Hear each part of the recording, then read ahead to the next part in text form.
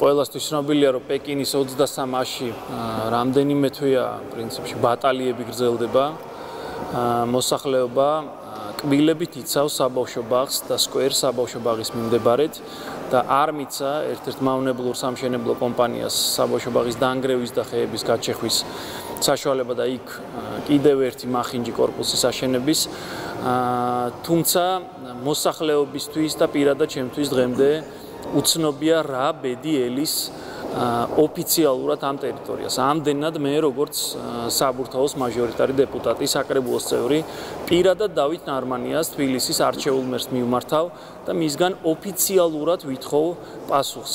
რა ბედი ელის უახლოეს მომავალში პეკინის 23-ას.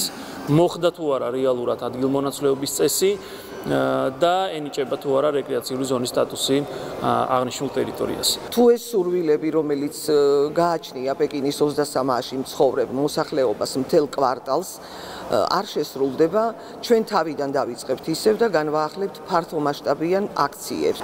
მოლაპარაკებები მიმდინარეობს. ეცად სამშენებლო ნებართვა მიგრევით იმხელა ბზარებია ადამიანი ეტევი შეჭირებულია, მაგრამ იც მოგახსენებთ, რომ მიუხედავად არსებული სიტუაციის